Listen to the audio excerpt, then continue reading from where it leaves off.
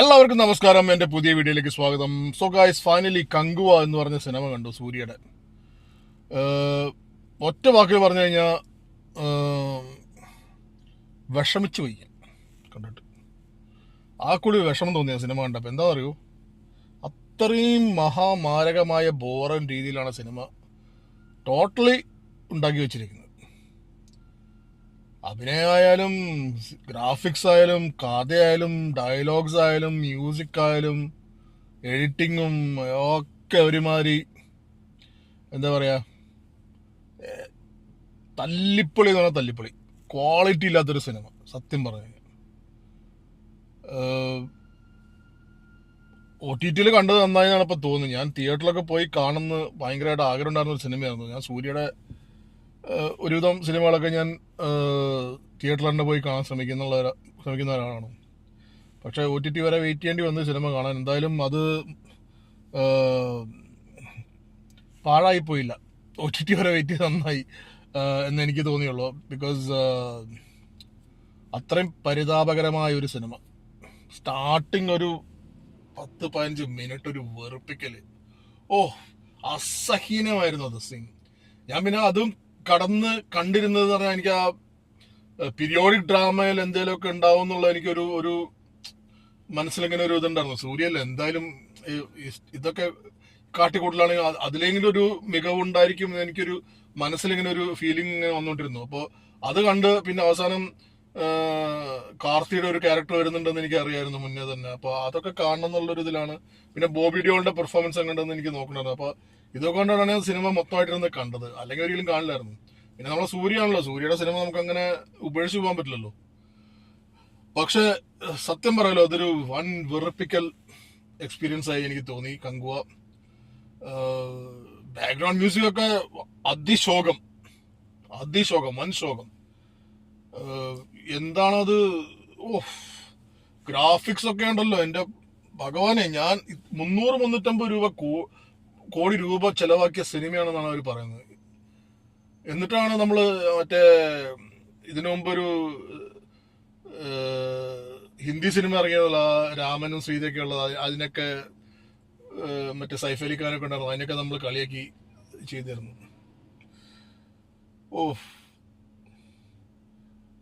സത്യം പറഞ്ഞു കഴിഞ്ഞാൽ എനിക്ക് വിഷമം തോന്നി ഈ സിനിമ കണ്ടിട്ട്. ഇത്രയും കോടി ചെലവാക്കിയപ്പോൾ ഞാൻ വിചാരിച്ചു ഗ്രാഫിക്സ് ഇതിൽ കിടുവായിരിക്കുന്നു. ആ ടീസറിലൊക്കെ നമ്മൾ കാണുമ്പോൾ ആ ഷൂലെറിയുന്നതും അമ്പെയ്യുന്നതും ഒക്കെ കാണുമ്പോൾ നമ്മൾ ഭയങ്കര സ്റ്റോപ്പ് മോഷൻ സീൻസ് ഒക്കെ കാണുമ്പോൾ നമ്മൾ വിചാരിക്കും കിടു സംഭവമായിരിക്കും. സെറ്റപ്പ് ഒരു 300 ഇല്ല, നമ്മളെ ഇംഗ്ലീഷ് മൂവി ഹോളിവുഡ് മൂവി 300 ഒക്കെ ഉള്ളത്, ജിറാഡ് ബട്ട്ലറൊക്കെ അഭിനയിച്ച സിനിമ. ആ ഒരു ലെവൽ ഓഫ് ഫിലിം മേക്കിംഗ് ആണെന്നാണ് ഞാൻ കരുതി വെച്ചിരുന്നത്. അതുപോലെ തന്നെ ഈ അപ്പോക്കലിപ്റ്റോടെ ഒരുവിധം എല്ലാം ഉൾക്കൊണ്ടിട്ടാണ് ഈ സിനിമ ഉണ്ടാക്കിയിരുന്നത്. നമ്മൾ ഈ സിനിമ കാണുമ്പോൾ, ആ ട്രെയിലർ കാണുമ്പോൾ നമുക്ക് മനസ്സിലാവും. അപ്പോൾ അത് സിനിമ കാണുമ്പോൾ നമുക്ക് എല്ലാം. പിന്നെ അയാൾ അഡ്മിറ്റ് ചെയ്തതാണ്, നമ്മളെ എന്താ രഞ്ജിത്ത് അമ്പാടിയോ, പുള്ളിയാണല്ലോ അത് ചെയ്തിരിക്കുന്നത്. അപ്പോ എൻ്റെ മോനെ, പുള്ളിയുടെ കുഴപ്പമില്ല. പക്ഷെ ഈ ഗ്രാഫിക്സും അങ്ങനെയുള്ള സംഭവമൊക്കെ ചെയ്ത ഒരു പീരിയോഡിക് ഡ്രാമയിലെ കൊണ്ടുവന്നപ്പോൾ അത്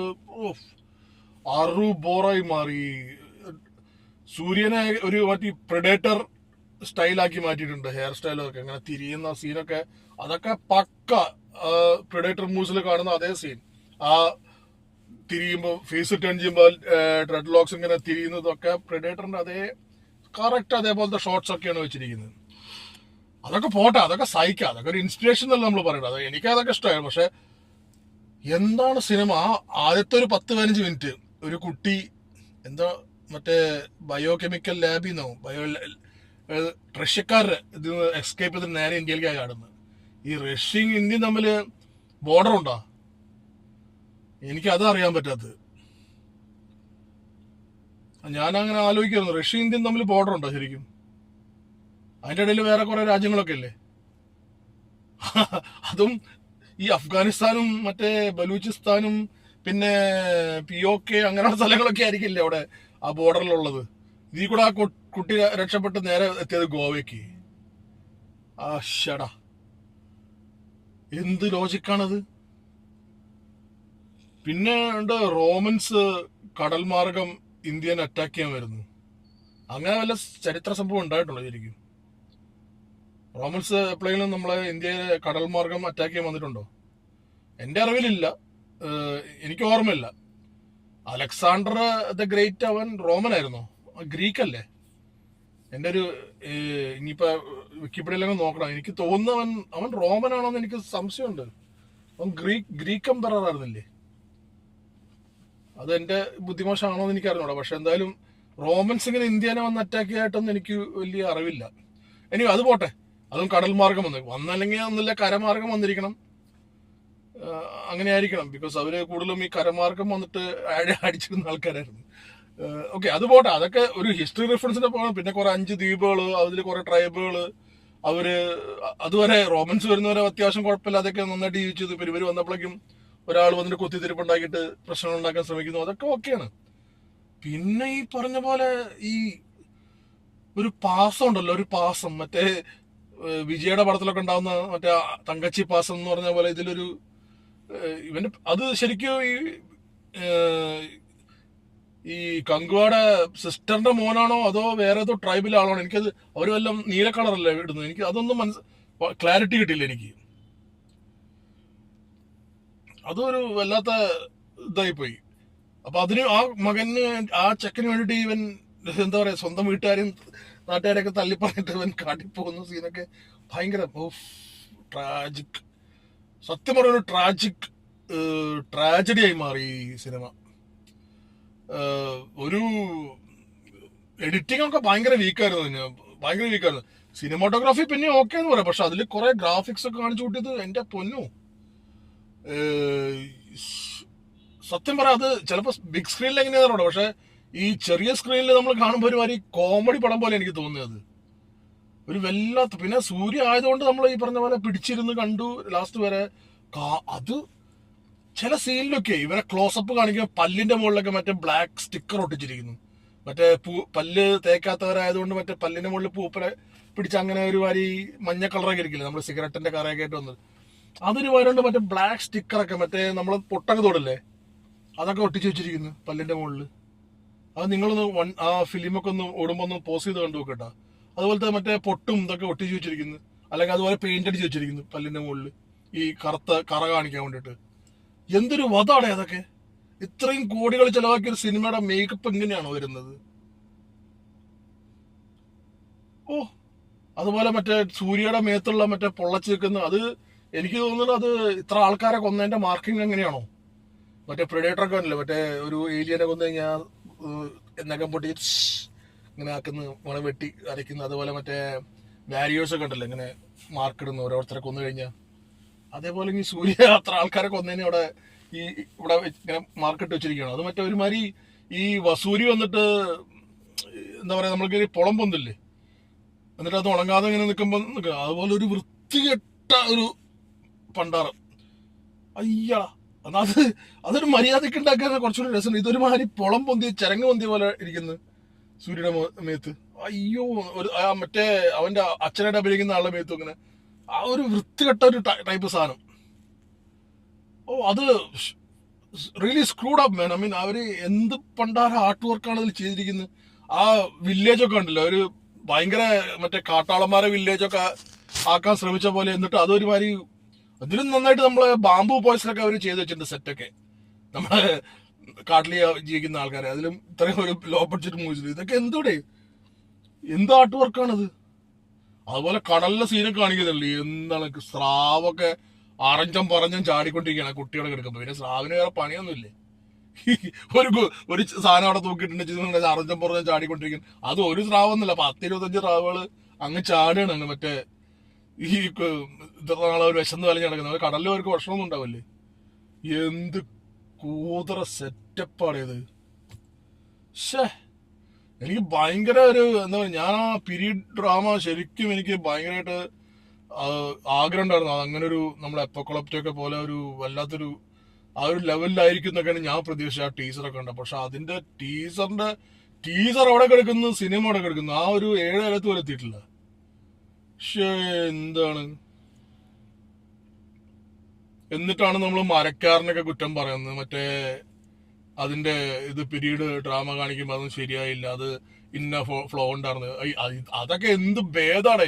കപ്പൽ ഇതൊക്കെ കാണിക്കുമ്പോ കടൽ ആക്രമണം അതൊക്കെ കാണിക്കുമ്പോ എന്ത് ഭേദാണ്, എന്ത് കൂളായിട്ട് അതിൽ കാണിച്ചിരിക്കുന്നത്. ഒന്നും വേണ്ട, നമ്മളിപ്പോ അടുത്ത് കണ്ടില്ലേ കൊണ്ടല്ല, അതിലൊരു ഷാർക്കിന്റെ സീനൊക്കെ കാണിച്ചു, അതൊക്കെ എന്ത് കൂളായിട്ട് അവർ കാണിച്ചിരിക്കുന്നത്.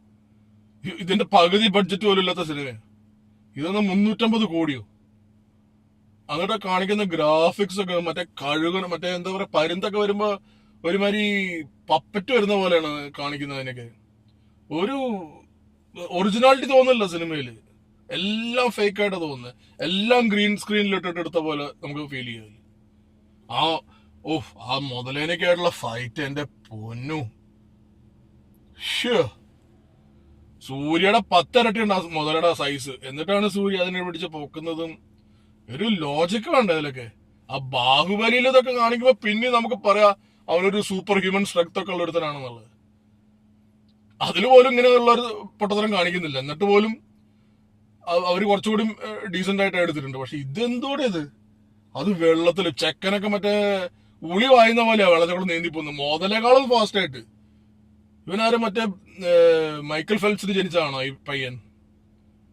മുതലേക്കാളും ഫാസ്റ്റ് ആയിട്ട് നീന്തി പോകുന്നു. എന്തൊക്കെയാണ് കാണിച്ചു വെച്ചിരിക്കുന്നത്. സത്യം പറയാലോ, എനിക്ക് ആകെ കൂടി കണ്ടിട്ട് ഭ്രാന്ത് പിടിച്ച സിനിമ. ഞാൻ പ്രതീക്ഷിച്ചെന്തോ കണ്ടതെന്തോ. പിന്നെ ആ സിനിമ ലാസ്റ്റ് വരെ കണ്ടത് ആ കാർത്തിയും കൂടിയും അതിൽ ഒരു സ്പെഷ്യൽ അപ്പിയറൻസ് ഉണ്ട് ലാസ്റ്റില് എന്നൊക്കെ കേട്ടിട്ട് അത് കാണാൻ വേണ്ടി. അത് അയ്യോ, സത്യം പറയാലോ, അതുവരെ ഞാൻ സഹിച്ചിരുന്ന ഒന്നുമല്ലായിരുന്നു. അത് കഴിഞ്ഞിട്ട് കണ്ടത് ഈ കാർത്തിയുടെ ഒരു സ്പെഷ്യൽ അപ്പിയറൻസ് എന്ന് പറഞ്ഞാൽ മുട്ടൻ കോമഡി എന്ന് പറഞ്ഞാൽ മുട്ടൻ കോമഡി. എന്തൊക്കെയാണ് ആ മുഖത്തൊക്കെ അവര് അയാളെ അങ്ങനെ ആക്കാൻ വേണ്ടി കാണിച്ചു വെച്ചിരിക്കുക. ഞാൻ പറഞ്ഞില്ലേ, കുറെ ചാണകം മെഴുകുക, ചുണ്ണാമ്പ് മെഴുകുക, എന്തൊക്കെയാ ചെയ്തു വെച്ചിരിക്കുന്നത്. ഒരു ജാതി മേക്കപ്പും ഒരു ജാതി അപ്പിയറൻസും. ബാക്ക്ഗ്രൗണ്ട് മ്യൂസിക് ഒക്കെ ഒരുമാതിരി വെറുപ്പിക്കൽ. ഇതിൽ ഏതെങ്കിലും ആൾക്കാർ കണ്ടിട്ട് നല്ല അഭിപ്രായം നിങ്ങൾക്ക് എന്തെങ്കിലും സീൻ തോന്നിയിട്ടൊന്നും അറിയിക്കണം എനിക്ക്. ഒന്നും വീണ്ടും ഇട്ടെടുത്ത് കാണാനോ ആ സീൻ എന്തെങ്കിലും ഉണ്ടെന്ന് നോക്കാൻ. ഒരുവിധം ഞാൻ കണ്ടതൊക്കെ ഒരു ബോറടി സീന്. പിന്നെ ഫ്യൂച്ചർ സൂര്യയുടെ എന്താ ഫ്രാൻസിസോ അങ്ങനെ എന്നുള്ള പുള്ളിയുടെ ക്യാരക്ടറുടെ പേര്, അതൊക്കെ എന്ത് വധാണ്. അയ്യോ, വെടി കൊണ്ടിട്ട് എന്റെ മച്ച ഈ വിജയുടെ മൂവീസിൽ പോലും ഇത്രയും വധം കാണിക്കാറില്ല. ഞാനിപ്പോ നോക്കുമ്പോ എനിക്ക് തോന്നുന്നു അതൊക്കെ കുറച്ചുകൂടി ഭേദാന്ന് തോന്നുന്നു. ഗോട്ടിലൊന്നും ഇത്രയും വധമല്ല. എനിക്ക് തോന്നുന്നത് ഗോട്ടൊക്കെ ആയിരുന്നു വധം. വിജയുടെ മൂവീസിലാണ് കുറച്ചുകൂടി വധം, അതിക്രൂരമായിട്ടുള്ള സംഭവങ്ങൾ കാണിക്കാറ്. ഇത് വയറിന് വെടി കൊണ്ടിട്ടേ, അതും ആമാശത്തിന്റെ മുകളിൽ വെടി കൊണ്ടിട്ട് പുള്ളി അതും വെച്ചിട്ട് കാട്ടിക്കൂടെ ഒക്കെ ഓടി മറ്റേ പ്ലെയിനിന്റെ മുകളിൽ ചാടിക്കേറി. എന്റെ പൊന്നോ, ഹാങ് ചെയ്ത് കിടക്കുന്നു.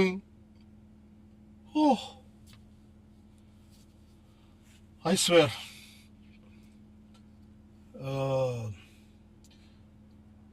എന്നിട്ട് എന്തോ ഇവര് അതിനിടയിൽ വേറെന്തോ കോൺട്രവേഴ്സി ഒക്കെ ഉണ്ടായിരുന്നു തോന്നുന്നത്. ഈ പറഞ്ഞ പോലെ ഇവര് സ്റ്റേജിൽ വരുന്നുണ്ട് മറ്റേ പൊളിച്ചു വിട്ടു തോന്നുന്നത്. ഇത് ഒരു വൺ ഓഫ് എ കൈൻഡ് മൂവിയാന്ന് കൊണ്ടാണ്. ശരിക്കാണ്, വൺ ഓഫ് എ കൈൻഡ് മൂവിയാണ്. മറ്റേ മ്യൂസിയത്തിലൊക്കെ എടുത്തു വെക്കേണ്ട ടൈപ്പ് മൂവിയാണ്. ഇങ്ങനെ മൂവി ഉണ്ടാക്കാലോ എന്ന് നമുക്ക് പഠിപ്പിച്ചു തരുന്നുണ്ടല്ലോ 300 കോടിയൊക്കെ ചെലവാക്കിയിട്ട്.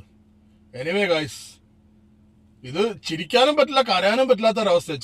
നമ്മൾ ചില ഇതൊക്കെ തെലുങ്ക് മൂവീസ് ഒക്കെ നമുക്ക് സീരിയസ് പടമാണെങ്കിലും അതിലത്തെ കോപ്രായങ്ങളാണ് നമുക്ക് ചിരി വരും. പക്ഷെ ഇതിപ്പോ ചിരിക്കാനും പറ്റുന്നില്ല കരയാനും പറ്റാത്തൊരവസ്ഥ. സൂര്യ ആയി പോയല്ലോ വിചാരിച്ചിട്ട് ചിരിക്കാൻ പറ്റുന്നില്ല, കരയാൻ പറ്റാത്ത പറഞ്ഞ് എന്തുകൊണ്ടാണ് വധം അങ്ങനെ ഒരു അവസ്ഥയായി പോയി ഇപ്പൊ. എനിവേ, ഇതാണ് കങ്കുവ. ഇത് ഇങ്ങനത്തെ മൂവി ഒന്നും എടുക്കാതിരിക്കാണ് നല്ലത്, ഇങ്ങനത്തെ മൂവിയിൽ അഭിനയിക്കാതിരിക്കാൻ നല്ലത്. എന്തിനാണ് വെറുതെ റെപ്യൂട്ടേഷൻ കളയുന്നത് ഇങ്ങനത്തെ മൂവീസിലൊക്കെ അഭിനയിച്ചിട്ട്. ഇനിയിപ്പോ പുഷ്പ 2 ഇറങ്ങിയിട്ടുണ്ട്, അത് നോക്കണം എങ്ങനെ ഉണ്ടെന്ന്. എനിവേ, ഇതിന്റെ സെക്കൻഡ് പാർട്ട് വരുന്നതാണ് ഇപ്പൊ ഞാൻ അറിയുന്നത്. എന്റെ പൊന്നു ചേട്ടന്മാരെ, അതെങ്കിലും ഒന്ന് മര്യാദക്ക് എടുക്ക്. അത് മിക്കവാറും പീരീഡ് ഡ്രാമ കഴിഞ്ഞ് ഇനി വേറെ പീരീഡിലേക്ക് പോകുമല്ലോ. രണ്ടാമത്തെ ആളായിട്ടാണല്ലോ അടിയിനി. അതിനി എന്താണോ ആക്കാൻ പോകുന്നത്. ശരിയപ്പോ ബൈ.